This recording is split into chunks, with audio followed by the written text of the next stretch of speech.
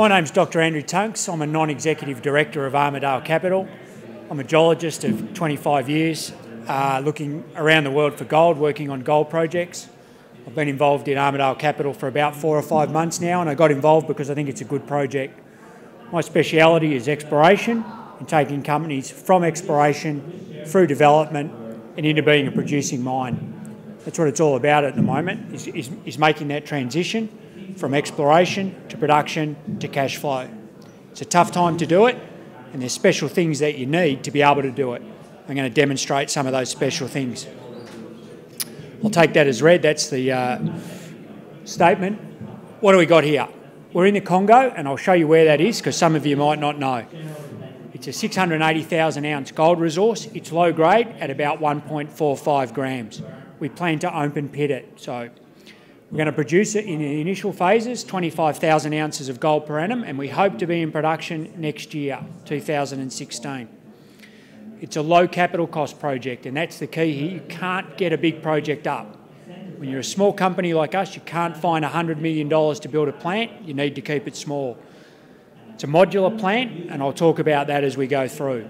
It's a low operating cost, and that's driven by the fact that we're only mining the oxides in the first 4 or 5 years, and the oxides are incredibly deeply weathered and incredibly soft.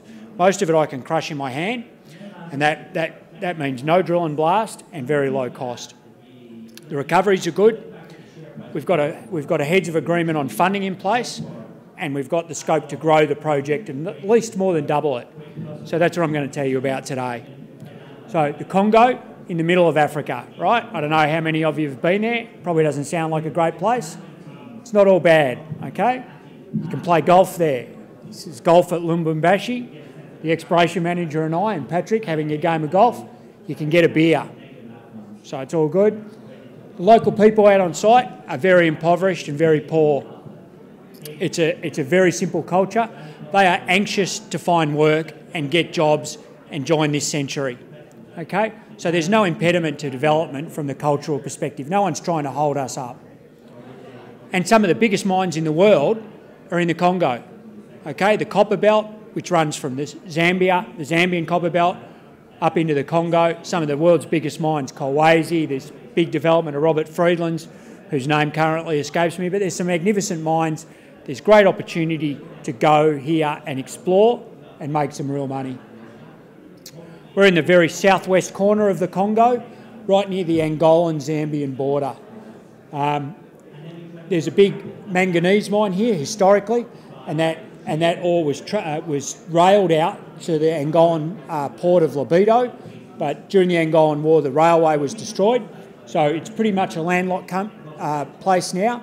But for a gold project that doesn't matter, okay, because you take your gold out in your briefcase once a week, so that's fine. You don't need big infrastructure, you just need to get the plant in at the first time.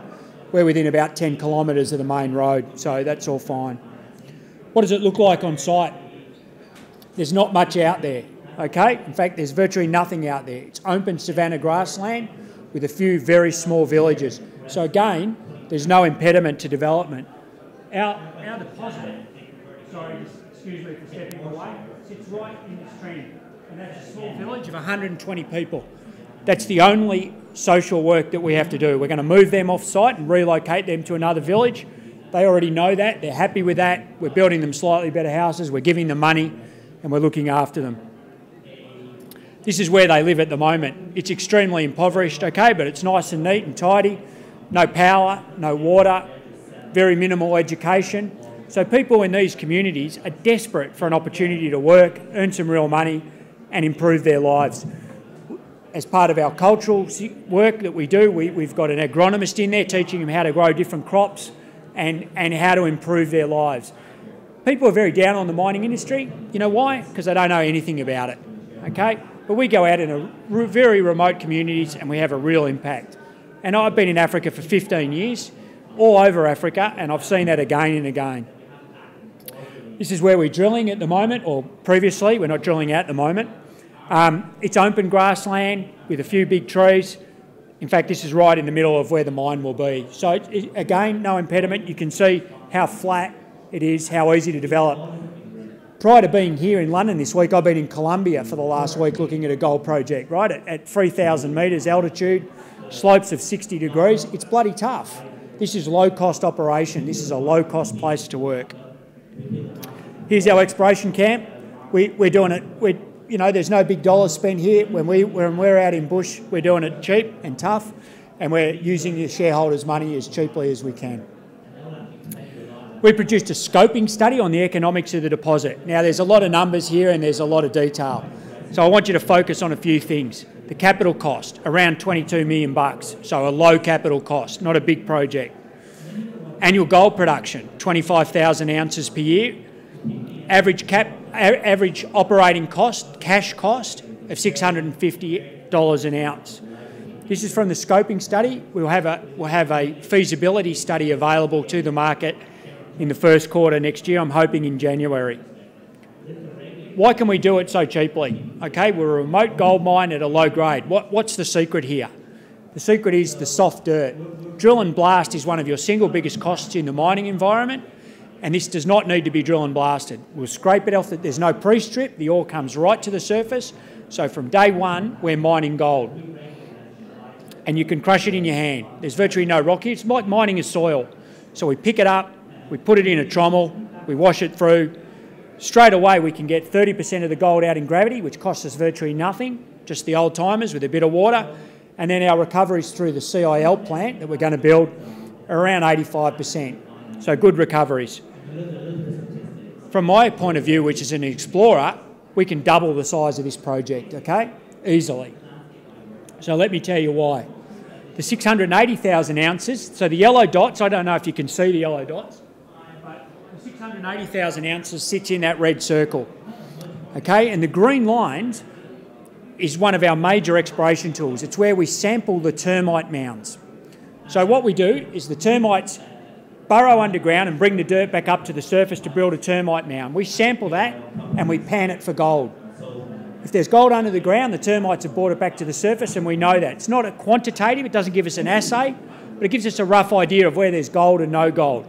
All those green lines represent gold from termite mounds. So that you can see that the 680 sits in a much bigger system. We're going to go and drill to the north. We believe we have an officially published exploration target there of over 200,000 ounces that's outside the current resource. This is the exciting bit for me though. This is the game changer. Okay, what I'm going to show you next is that the bulk of the deposit sits in this pink unit. It's a conglomerate. Some of the world's great gold deposits are conglomerate hosted. The Witwatersrand in Johannesburg, Tarkwa Goldfields. So that was the original target. But in Australia, where I grew up and learnt my geology, a lot of the gold deposits are in this green unit called a dolerite, which is a volcanic rock or an intrusive rock. It's very rich in iron, quite a different way of forming. And you can see when we've drilled through the conglomerates into the volcanic rock, we've got a massively different assay grade. Okay, so the bulk of the deposit's going 1.5. Here we've got 15 metres at 10. Okay, so an order of magnitude better. Now that's the future here. So I'm very bullish on this, and our next project on site will be to come out and drill out this high grade chute. One of the things that I can tell you is that for the feasibility study, we're doing water bore drilling at the moment. And of course, when you put a water bore hole in, all you want to check is the water. So you put it somewhere where you think there might be gold and you have a look. It's not a true sample in the sense that these are, but again, we can pan it. We've got very strong indication that these are real grades. We've panned a lot of gold out of the water bore hole. So we're very excited about this for an exploration opportunity. And then finally, we've got this massive area to the south where we know the termite mounds are full of gold, and we think that there's gold under the ground, and that'll be our next drilling target after the high grade zone. So there's a lot of scope to grow this project. We've got a plant designed already, and we've effectively finished all the metallurgy work. That'll be announced within the next week or two. The plant is designed. This is the process route. Who cares? Okay, it's complex. It's beyond the detail that we've got time to talk. But if you want to know, come and talk to me at the booth. But the good thing about this is a modular plant. It's built in Joburg, disassembled, taken up to site in containers, and the same guys who took it apart put it back together for us, right? 40 containers, all our offices, all our bedrooms, everything will be, showers, change rooms, will be made out of those containers. So we utilise everything because we own the containers now. The same guys are building a plant currently in Tanzania, and we've just been up to have a look at that. So this is one that's halfway through building. And you can see, nice and clean. Here's some of the, reusing some of the containers. This is one of the main things for us. It's a trommel. That's where we first treat our ore. Our ore really doesn't even need crushing. Only about 10% of the ore needs crushing, and that again keeps our costs down. We've got a funding agreement in place with a company who are a large mining contractor in the Congo. The issue in the Congo at the moment is some of the really big mines have closed down because of the Glencore stuff that's going on. So there's a whole bunch of mining gear that's trapped in the Congo that's not being used. You can't export it because there's massive tax implications if you take your gear out. So it's stuck there. So it's not being used. And so these mining contractors are willing to fund our project on the basis that they get the contract mining and we use their gear. So we've got a heads of agreement about that. When the feasibility, the DFS is finished, we'll finalise those agreements, and that's where our $20 million is going to come from. So there's still some negotiation to go on that, but we believe that we're funded going forward because it's hard to find $20 million to build your gold project. So, in short, 700,000 ounce resource, 9-year mine life, so only looking at the reserve, which is about 250 to 300,000 ounces, but we'll grow that. The cash cost is very low at $650 an ounce, so there's good margins. We've got a funding agreement in place, and clearly, as a project, there's got a lot of scope to grow. So this is a really exciting project. I own stock in it, so should you. Thank you very much.